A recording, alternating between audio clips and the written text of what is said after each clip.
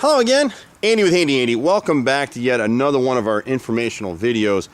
And this one's a great opportunity to show you the damage that borer bees do in conjunction with the natural woodpeckers that live in these woods. We're over in a property in the Stone Mountain area, and you can see that woodpeckers have just completely ravaged these fascia boards.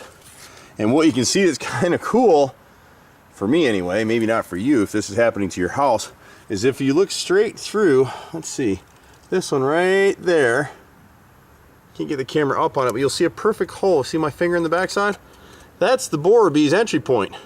And if you looked at some of our other videos, what they do in here is they bore through this wood once they come through the backside, and it's kind of Darwinism at work. They find these little ways to hide themselves, and they've really been getting under gutters lately. And now we're seeing borer bees come out 2 and 3 times a season in metro Atlanta. So they've got all kinds of repairs for Handy Andy to do. But they run chases. You can look at some of our other videos online, and they'll burrow back and forth and make 5 to 7 rows across this 1x6.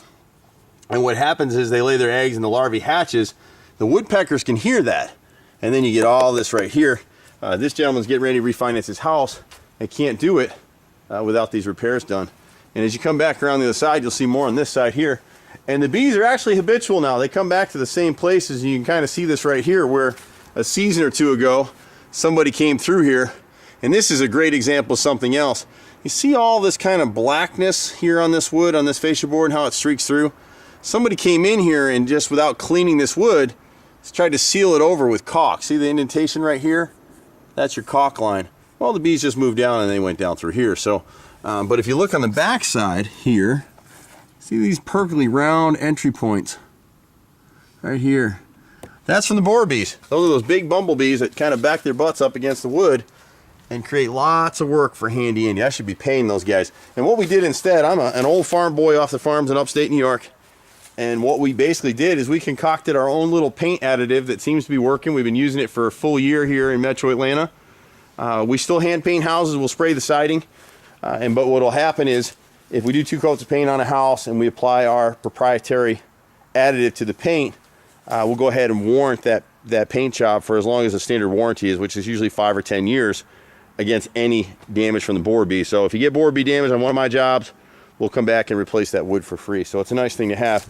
This roof, and it's interesting, you know, this customer's replaced the roof on the house. We want to show you one other thing while we're here, just because this angle, when I'm up on roofs, I don't get to video a lot of stuff for you guys to see, but you're going to see a water heater vent right here. This is a brand new roof, not very old at all.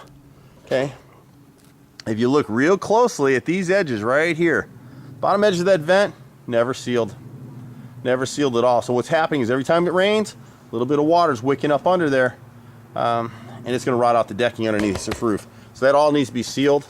This is another one of our favorite things right here. When Dish Network comes out, they put these satellite dishes on the roof, and they put a 6 or 8 inch lag screw right through that roof decking. When they take those things up, it needs to be sealed in elastomeric roof sealant, not black tar. Otherwise, you're going to have a leak. Something else that's interesting to see on this house is you can see how this 2x3 downspout coming off this 5-inch gutter can't handle the water flow in heavy rains. So what it's doing is it's sitting in this corner, overfilling the top of this gutter and rotting out the adjacent fascia board and soffit. Most of the stuff that we do at Handy Andy is connect the dots, but really just wanted to show you a couple real quick things. While we were here, we also talk about gutter spikes a lot, and you can see how these are here. They've actually broken free before, because what happens is the water gets in here, it pulls down with the weight of the water, and then it releases through the downspout, and the gutter kind of breathes a sigh of release and pops back up, and over time they just work themselves out. So you're much better to use screws there.